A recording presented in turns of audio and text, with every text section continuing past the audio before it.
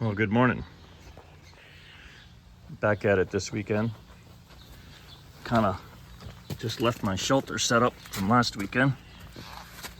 Had quite a bit of rain during the week and didn't bother anything, even given that little tiny issue I have right there. I'll get that fixed though. I have to confess though,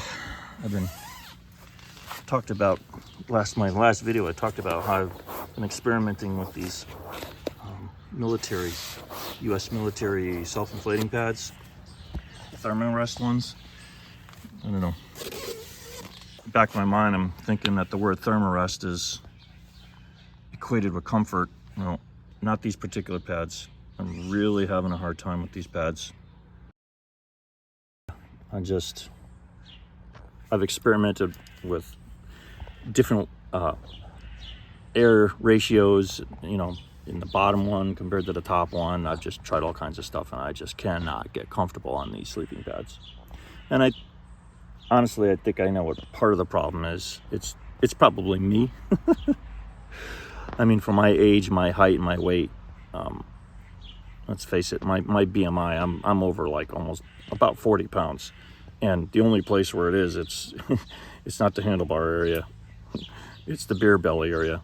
And I don't drink a lot of beer. I enjoy beer when it's hot out.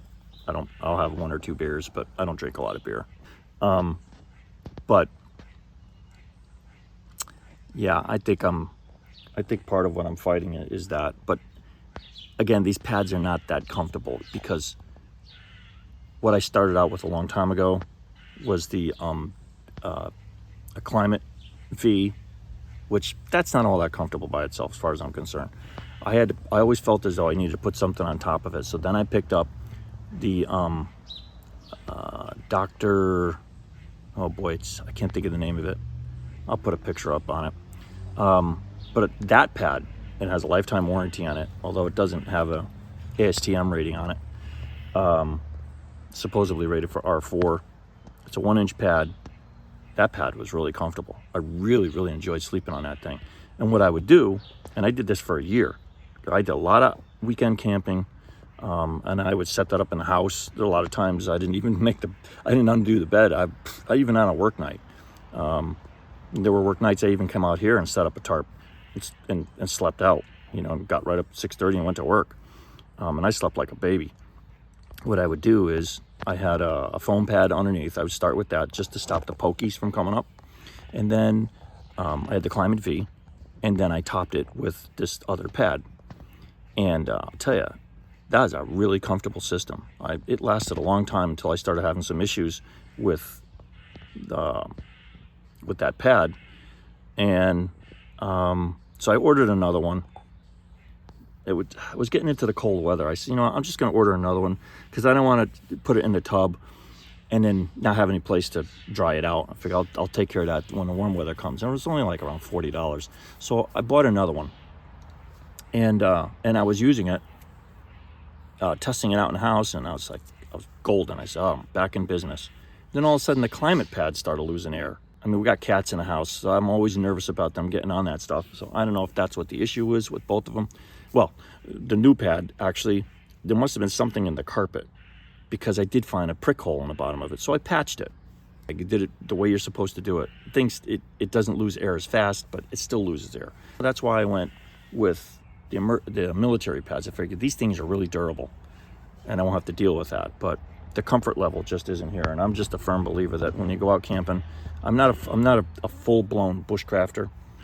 I'm not going to go out and start cutting boughs of pine branches and stuff like that to make a bed. I mean, that stuff is cool. It has a romance to it, but that's not me. That's not the kind of camping. I want to bring my own stuff. Anyways, I'm a firm believer that if you're prepared for good comfort, have a good sleep system, you're going to enjoy your trip out. I'm going to go on vacation in a month, and I want to go out and do some camping. And I want to be comfortable. This way I can enjoy my vacation. So, anyways, that is the journal update on my wrestling with the sleeping pads. I'm going to I want to make some breakfast here. This time, instead of over the open fire, I'm going to use my Trangia Mini system. And I'm going to make just a couple eggs and a piece of Bannock. And I've worked out the recipe quantities to get it down real small. So now I've got a recipe that will cook on the Trangia Mini. So it's just a small piece of bread, and it's perfect. But the key is the heat has got to be really low, so you can't really do it over an alcohol burner, which I don't even really use the alcohol burner that much anymore.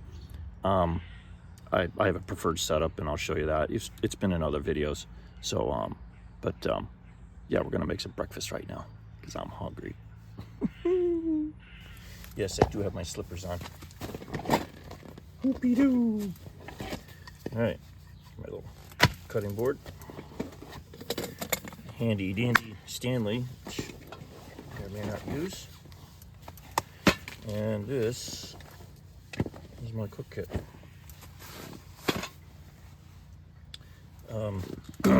Seen this in past videos. Basically, this is the kit. I enjoy, it's a lot more weight, but you know what? You can get a lot of cooking done with this. It'll last a long time. My utensils, a carved spoon that I made, one of my first ones, second one actually. Cool.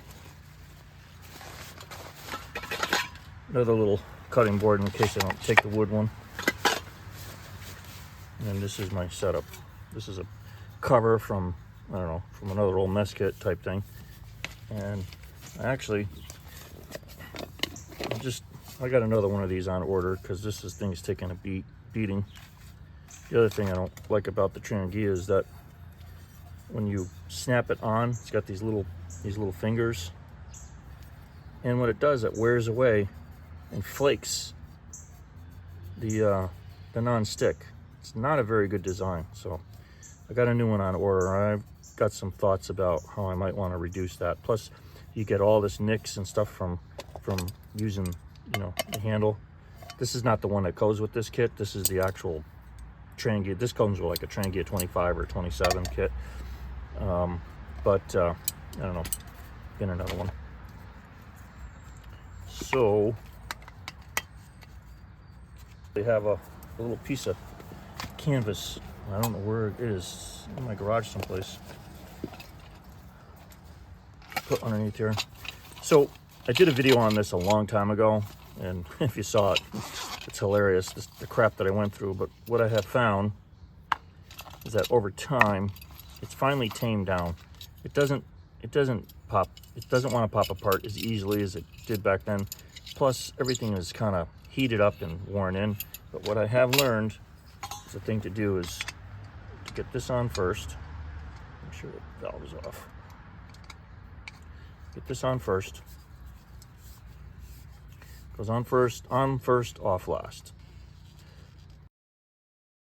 Okay. Now, put this on. Spin it until it stops, back it off, and then just like that. If you bear down on it, this thing is a bear to get off. It doesn't want to, that's a little too loose. About like that. The heat creates a bond that is so tough to get apart. It's almost you need a pair of pliers to do it. So that's all you need. And then the only other thing I have in here is one of these, which has got markings on it for, there we go. Well, you probably can't see it, but there's little markings on there for cup, quarter cup, half cup. I'm gonna get this set up and we'll get going on breakfast here. Okay, so I've pre-mixed this, and I'll put my I'll put the recipe down in the description on how to make this. But basically all it is Bannock bread. All it is a little bit of flour, a little bit of baking powder, a touch of salt, and if you want, put some sugar in it. And then the sky's the limit. You can do anything you want with this. I usually like to coat it with butter and a good splash of pepper. Just got to make sure the quantities are mixed really well. this case, 1/8 of a cup of water. About it right there. I think I'll use my new spoon. Not too bad. Try and get all the dough off.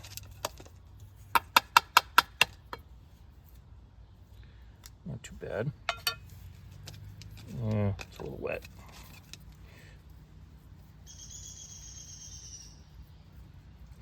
Yeah, it's a little sticky. And the way around that is usually have a little more flour or have a wetter hand. So, I guess I'm going to opt for a little bit more water. Wet hands are usually good for dough.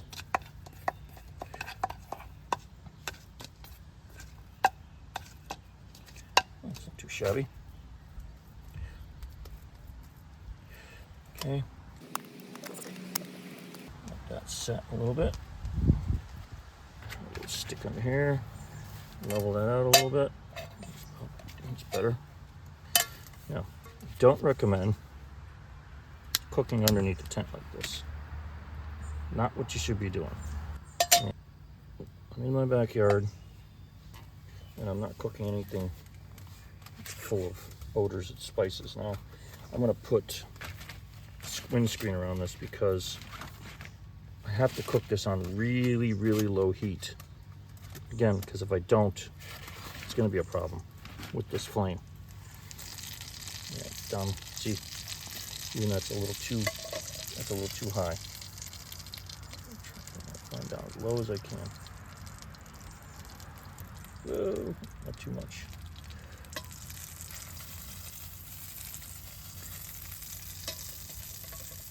Okay. Yeah, not with my fingers. What I'm gonna do is just spread it out.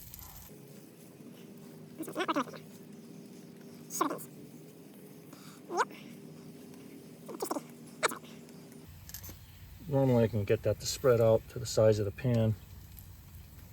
It's not working with me too well, so that's okay. Still a little piece of bread, that'll be fine. So now we're gonna do that because it's such a small quantity. We're gonna cook that for about 4 minutes on each side on that low heat. And I gotta keep an eye on it because sometimes that flame goes out. I see it's burning already. It's because I don't have olive oil. It let me using just butter. Let's see if that works. So basically you cook this until the top starts to feel hard, but you kind of got to read between the lines on it a little bit. I usually check it underneath to make sure just it gets to a light browning and then flip it over. That's one thing I'm going to do. Put some pepper in there right now.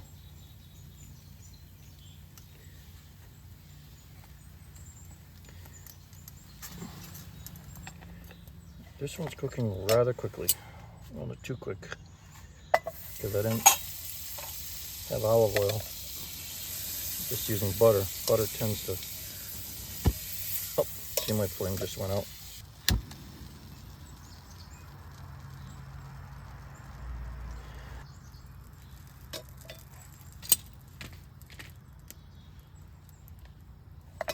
Oops.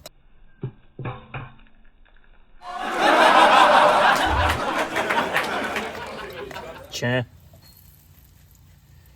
Looks good though. You don't want to drop your bread. Don't drop the bread.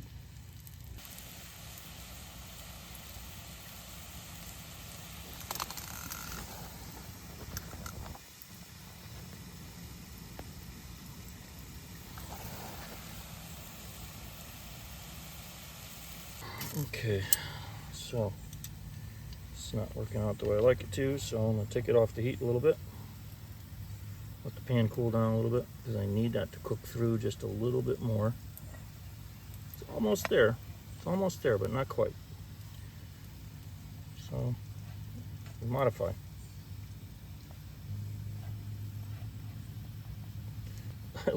It cooked way less than 4 minutes on the first side. Again, part of that was just because I used just butter and didn't have any olive oil. Should have had just a touch of olive oil and then a little bit of butter. Not a lot of butter.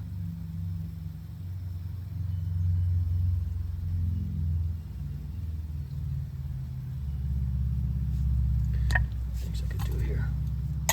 Glove is starting to get a little warm. This is one of the reasons why I like cooking with gas instead of alcohol. Alcohol is okay if you just want to boil up some water or do some ramen or something like that. I've done a lot of cooking on alcohol burners, a lot of cooking, but there's a bit of finesse that's involved with it. I just like the fact that you can control your heat better over a gas stove.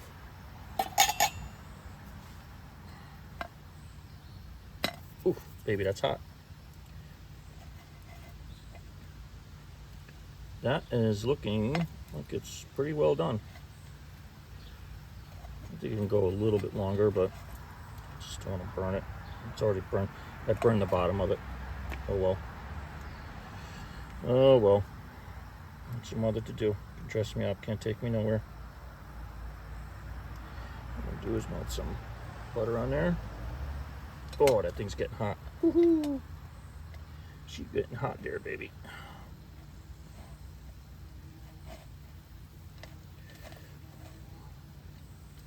I made some of this yesterday. I did a test run for the first time in this setup, and it came out mint. But it was also an indoor cook. But regardless, well, let's get this off here. Take this off the heat for a few minutes. Okie dokie.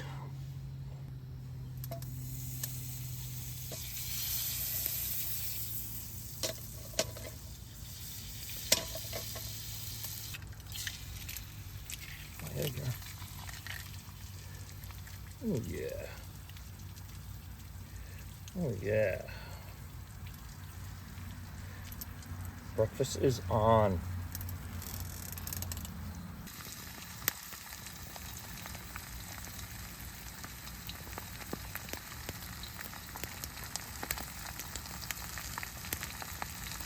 I like my pepper.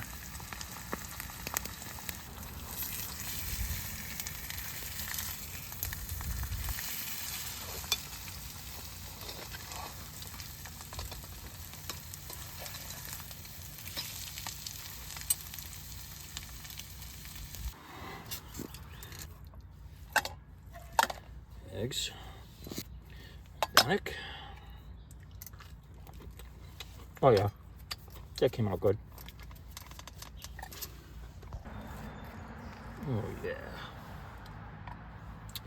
All right, well, gonna boil out some tea in a few minutes after I have my breakfast. So, anyways, end of my weekend camp.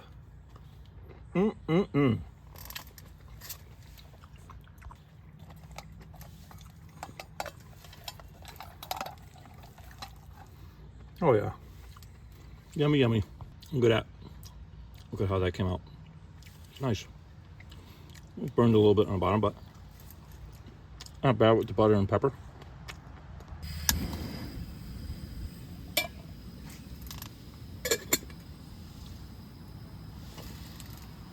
Well, that was quick.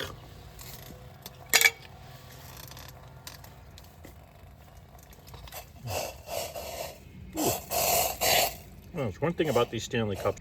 You steam up, you gotta be careful. All right.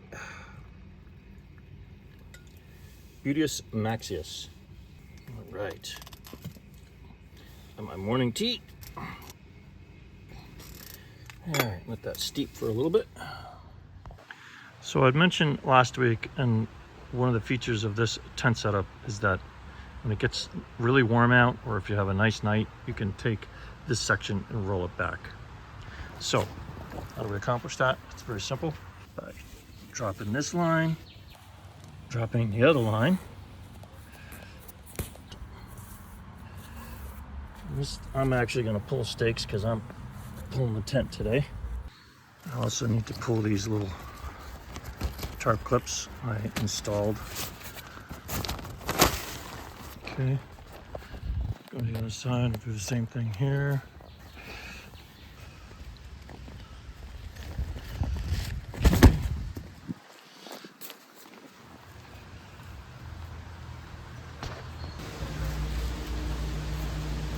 Quite simply, just take the ends, throw them over with the lines, which you can take these and stake them back on the other side so it doesn't blow back over. There you go.